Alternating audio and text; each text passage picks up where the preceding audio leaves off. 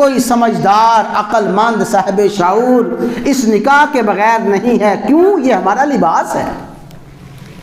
اور ہن لباس لکم وانتم لباس لہن، بیویاں لباس ہیں اپنے خامدوں کا، خامد لباس ہے اپنی بیویوں کا. میرے مولا آپ کیا سمجھانا چاہتے ہیں؟ تمام نوجوانوں سے گزارش ہے بڑی توجہ کے ساتھ یہ باتیں سمجھیں. یہ باتیں ہی انشاءاللہ العزیز گھروں کو جنت کا نمونہ بنانے والی ہیں. میاں بیوی لباس ہیں. انسان کے وجود کے سب سے قریب جو چیز ہے انسان کا لباس ہے.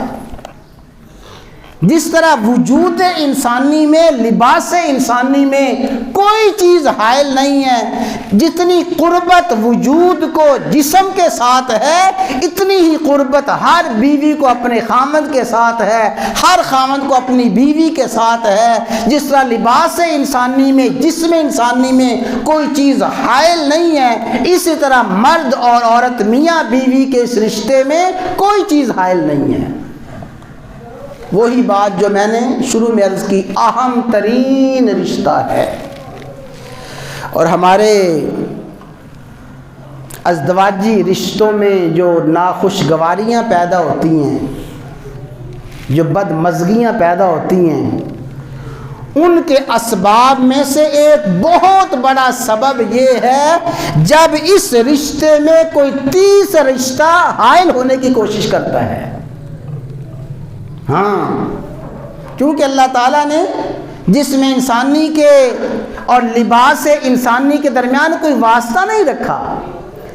یہی جسم کے سب سے قریب ہے اور جسم ان لباس کے سب سے زیادہ قریب ہے. جب اس رشتے میں کوئی تیسرا رشتہ حائل ہوتا ہے، مداخلت کرتا ہے اور اپنے دائرہ کار سے، حدود سے بڑھتا ہے، وہ چاہے ماں کی صورت میں ہو، چاہے وہ ساس کی صورت میں ہو، چاہے وہ بھائیوں کی صورت میں ہو، کسی صورت میں جب یہ تیسرا رشتہ مداخلت کرتا ہے، وہیں سے پھر اس ازدواجی رشتے میں ناخوشگواریاں پیدا ہونا شروع ہو جاتی ہیں. ہن لباس لکم وانتم لباس لہن.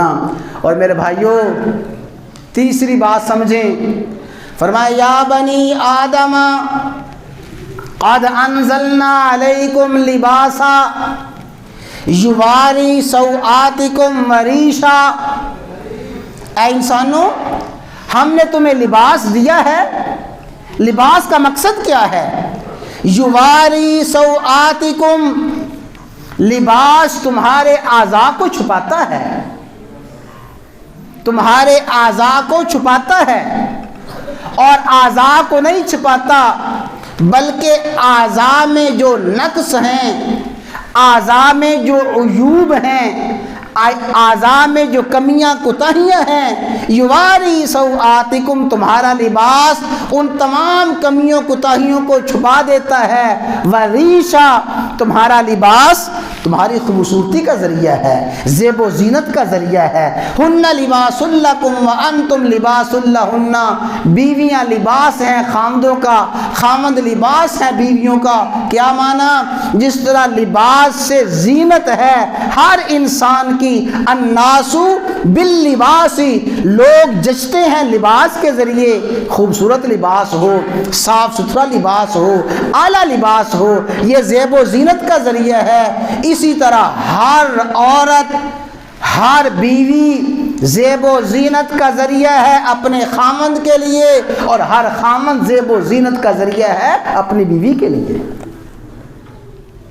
اور اگلی بات بھی سمجھ لیں، جس طرح لباس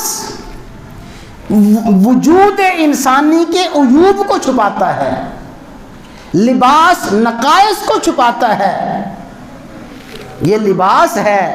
بیوی اپنے خامند کے عیوب کو چھپانے والی ہوتی ہے، کمیاں کوتاہیاں چھپانے والی ہوتی ہے، اور خامند اپنی بیویوں کی کمزوریوں کو، کوتاہیوں کو چھپانے والا ہوتا ہے. چونکہ لباس ہے ایک دوسرے کا، لباس کمی کوتاہیوں کو، نقائص کو چھپاتا ہے. میاں بیوی ایک دوسرے کے نقائص کو، عیوب کو چھپانے والے ہوتے ہیں.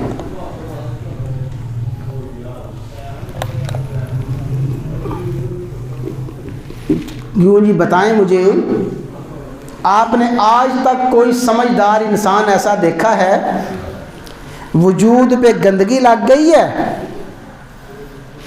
گندگی اور نجاست لگ گئی ہے اور وہ اپنا کپڑا لے کے سب کو دکھاتا پھرے، دیکھو جی یہ میرے کپڑے کو گندگی لگی ہے؟ کہ جی کوئی سمجھدار ایسے کرتا ہے؟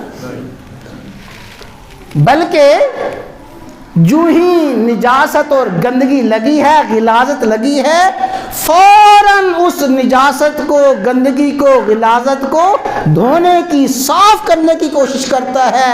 ایک لمحے کے لیے سمجھدار صاحب شعور اس نجاست کو برداشت نہیں کرتا، فوراً دھوتا ہے۔ اگر پھر بھی کوئی رنگ رہ جاتا ہے، صابن سے نہیں دھلا، کوئی اچھی صرف لاتا ہے، صرف سے نہیں صاف ہوا، کوئی کیمیکل لگاتا ہے، کسی طرح یہ نقص اور یہ دھبا، یہ داغ دور ہو جائے، آخری حد تک کوشش کرتا ہے داغ دھبے دور کرنے کی۔